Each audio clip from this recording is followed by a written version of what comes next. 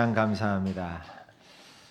자, 오늘은 우리 하남 성결교회 설립 40주년이 되는 날입니다. 이 모든 것이 다 하나님의 은혜로 된 줄 믿습니다. 우리 좌우 양옆에 앞뒷분들과 이렇게 인사하겠습니다. 모든 것이 다 하나님의 은혜입니다. 인사하겠습니다. 모든 것이 다 하나님의 은혜입니다. 모든 것이 다 하나님의 은혜입니다. 감사합니다.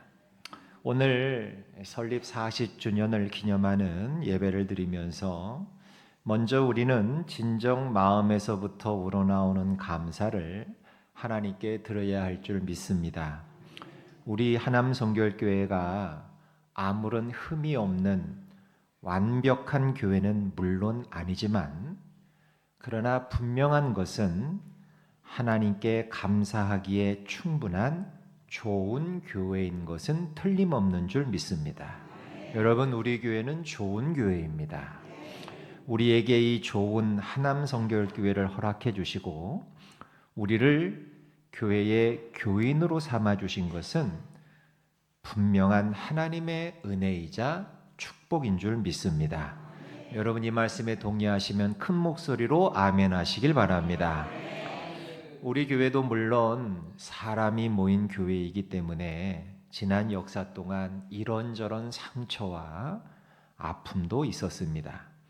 그래도 40년이라는 결코 짧지 않은 세월을 견디고 버티며 여기까지 오게 된 것은 정말 하나님께 감사해야 할 일이 아닐 수 없습니다.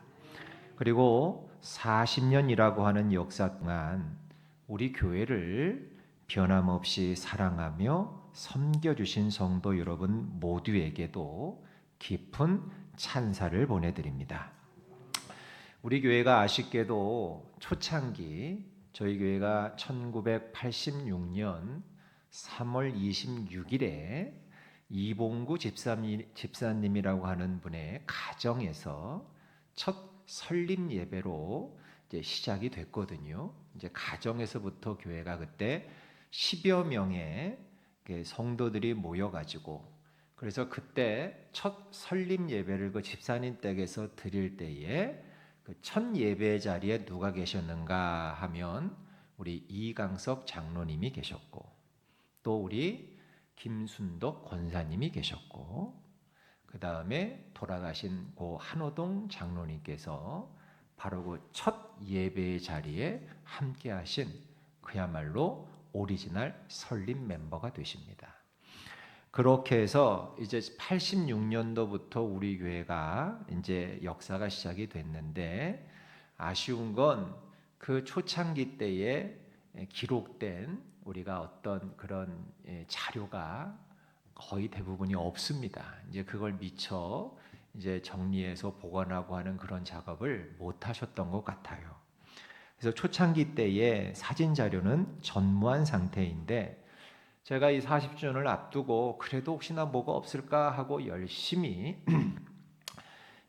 찾다가 간신히 이제 요 근래 한 10년 전, 13, 14년 전 그때 사진은 제가 몇 장을 이제 찾아서 보다가 제가 깜짝 놀랐습니다.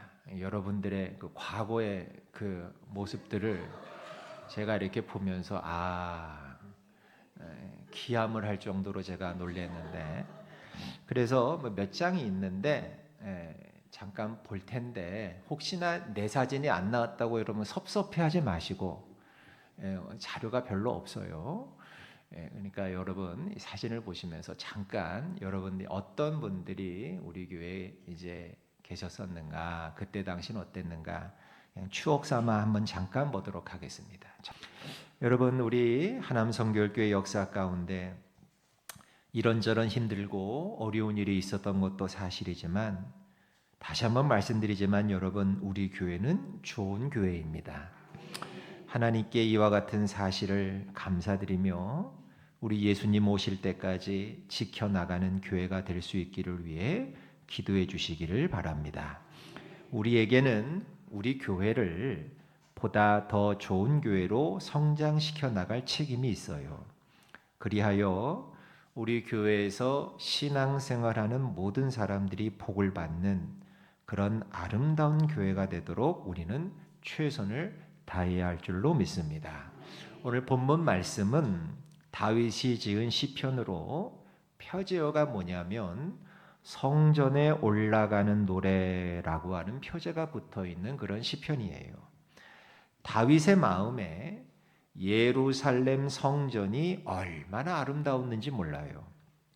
사람들이 이 예루살렘 성전이 좋아서 올라가는 것을 즐거워하고 서로 성전에 올라가자고 말하는 게 너무나 감사했어요. 그래서 그 감사한 마음을 오늘 본문과 같은 시편으로 찬송했던 거예요. 우리 1절을 다시 한번 읽어보겠습니다. 시작. 사람이 내게 말하기를 여호와의 집에 올라가자 할 때에 내가 기뻐하였도다. 아멘. 다윗에게는 이 예루살렘 성전이, 예루살렘 교회가 너무나 귀하고 아름다웠어요. 그리고 예루살렘 성전이 자기 자신과 사람들에게 가장 큰 하나님의 축복임을 알았어요. 때문에 다윗은 예루살렘 교회를 축복하는 삶이 중요하다는 것을 알게 된 거예요. 교회를 축복하는 거, 성전을 축복하는 거.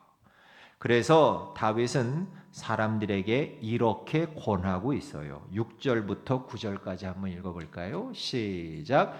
예루살렘을 위하여 평안을 구하라. 예루살렘을 사랑하는 자는 형통하리로다. 내 성 안에는 평안이 있고 내 궁중에는 형통함이 있을지어다. 내가 내 형제와 친구를 위하여 이제 말하리니 네 가운데에 평안이 있을지어다. 여호와 우리 하나님의 집을 위하여 내가 너를 위하여 복을 구하리로다. 아멘. 여러분, 우리 하나님은 교회를 통해 우리에게 축복을 주셔요. 그 중요한 축복의 기관인 교회를 사랑하고 그 교회를 축복하는 사람을 하나님은 가장 기뻐하시며 그에게 먼저 그리고 가장 큰 축복을 주실 것은 당연한 일이 아닐 수 없습니다. 교회를 사랑하고 교회에 나오는 것을 즐거워하는 사람은 하나님의 복을 받습니다. 그리고 교회를 축복하고 교회의 발전을 위해서 헌신하면 큰 복을 받습니다. 여러분, 이건 하나님의 약속입니다. 이 약속된 하나님의 축복을 자신의 것으로 만드시는 저와 여러분들 다 되시길 주의 이름으로 축복합니다. 우리 하남교회를 오늘 본문의 예루살렘과 같은 교회로 만들어가는 건 여기 계신 우리의 사명입니다. 그렇게 하려면 구체적으로 어떤 일을 우리는 해야 하는가? 오늘 말씀을 통해 우리 교회가 나아가야 할 방향을 찾고 그 방향을 향해 함께 노력하는 여러분 되시길 주님의 이름으로 먼저 축원합니다. 가장 먼저 우리는 예배를 가장 중히 여기는 성도가 되어야 합니다. 무엇을 중히 여겨라? 예배. 건강하고 아름다우며 자자손손 교인들을 축복하는 교회는 봤더니 영과 진리로 드리는 뜨겁고 아름다운 교회더라고요. 여러분, 교회의 생명은 예배에 있어요. 신앙생활의 생명도 예배에 있어요. 예배가 죽으면 교회가 죽고 예배가 죽으면 신앙이 죽어요. 교회의 생명과 우리 신앙의 생명은 예배에 있기 때문에 그래요. 그래서 여러분, 예배가 아름다워지도록 힘쓰셔야 해요. 예배가 뜨거워질 수 있도록 힘쓰셔야 해요. 말씀과 기도와 찬송이 뜨거워지고 감동적이어야 해요. 그리고 그와 같은 예배를 사모하셔야만 해요. 그리고 노력하셔야 돼요. 여러분, 우리는 마리아와 마르다 자매의 이야기를 알고 있어요. 그 자매의 집에 오신 예수님, 언니 마르다는 예수님 오셨으니까 차도 내와야 되고 음식도 만들어야 되고 분주하게 주방을 왔다 갔다 했는데 마리아는 뭐 했나요? 예수님 발치에 앉아가지고 예수님이 하시는 말씀에 귀를 기울이고 청종했어요. 여러분, 봉사하고 일하는 것도 중요하지만 말씀 듣고 은혜를 받는 건 100배, 1000배 훨씬 더 중요해요. 일보다 예배가 훨씬 더 중요해요. 우리 하남 성결교회를 참으로 건강하고 아름다운 교회로 만들어 나가기 위해 우리는 마리아가 되어야 할 줄로 믿습니다. 말씀을 듣는 것보다 일하는 게 앞서는 교회는 좋은 교회 아니에요. 물론 말씀을 듣고 은혜 받은 후에 아무 일도 하지 않는 건 나쁜 거지만 여러분, 일이 말씀과 예배를 앞서서는 안 돼요. 여러분들이 예배보다 일을 앞세우게 되고 그 일 때문에 상처를 받아 예배를 놓치게 되면 그 교회는 절대로 좋은 교회 될 수 없어요. 사랑하는 여러분들은 일보다 예배를 100배, 1000배 소중히 여겨서 예배하는 모범이 되시는 신실한 예배자 되시길 주의 이름으로 축원합니다. 두 번째, 우리는 교회를 통해 받은 은혜를 갚는 성도가 많아야 돼요. 교회를 통해. 오래전에 섬겼던 교회에 장로님 한 분이 1년 가깝게 급성 간암으로 투병하시다가 세상을 떠나셨는데 그때 그 장로님의 연세가 막 60세가 되던 해였어요. 근데 세상을 떠나시기 마지막 몇 개월은 참 그 간암으로 인해 많은 고통과 통증을 겪으셨어요. 그런데 이분이 돌아가시기 3일 전에 저한테 간곡하게 목사님 신방 좀 와주세요. 신방 부탁을 받고 제가 신방을 갔어요. 그리고 그때 제가 그 장로님을 이제 생전으로 마지막으로 배웠는데 저는 그때 뵌 장로님의 그 모습과 함께 나누었던 말씀을 아직도 잊지 못하고 있습니다. 평소에 그 장로님이 그렇게 이제 체구가 좋으셨어요. 위풍당당하셨어요. 그렇게 체구가 좋으셨던 분인데 1년을 이제 투병하시면서 알아볼 수 없을 만큼 야위셨고 이제 가죽만 남으셨고 흑달 증세로 얼굴이 까맣게 되셨는데 가쁜 숨을 몰아쉬시면서 감당하기 어려운 고통을 겪고 계셨어요. 많은 대화는 할 수 없었고 몇 마디만 나눴는데 그때 그 장로님이 있는 힘을 다해서 제게 기도 부탁하시면서 하신 말씀이 있습니다. 목사님, 저 지금 죽으면 안 됩니다. 건강 회복해서 10년만이라도 더 살았으면 좋겠습니다. 그런데 그때 장로님의 그 야윈 그 보리에 굵은 눈물이 떨어지더라고. 한참을 그렇게 우시다가 또 간신히 힘을 내서 떨리는 목소리로 하시는 말씀이 뭔고 하면 목사님, 지금 제가 하나님 앞에 가려니까 제가 그동안 아무것도 한 것이 없어서 정말 부끄러워서 못 죽겠습니다 하시는 거였어요.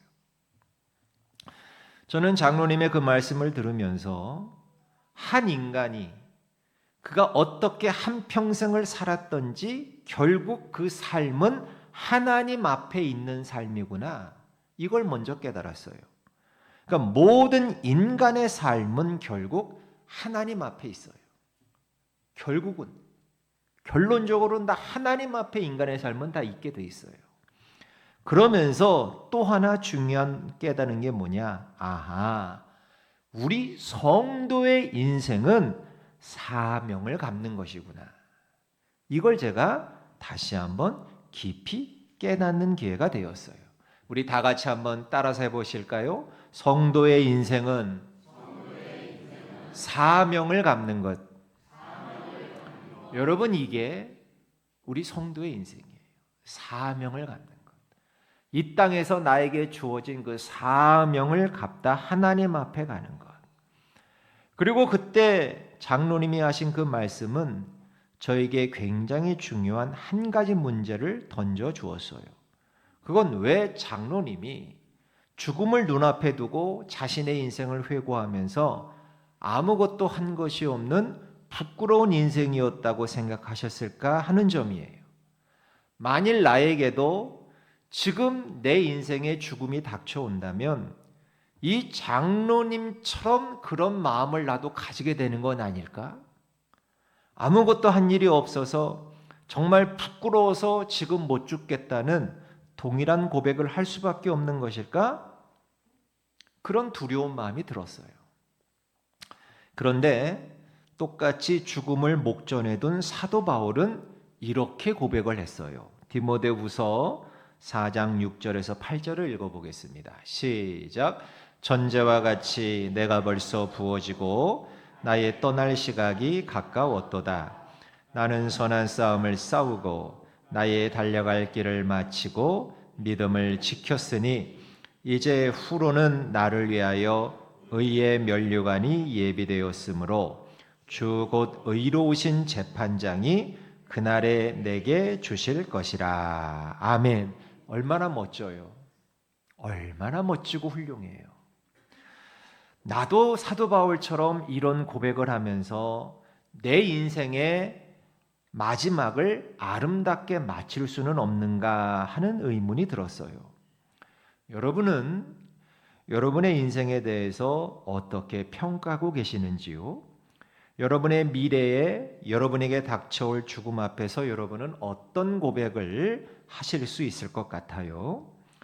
사람은 받은 은혜를 기억하고 감사함으로 그 은혜를 갚을 때 행복해요.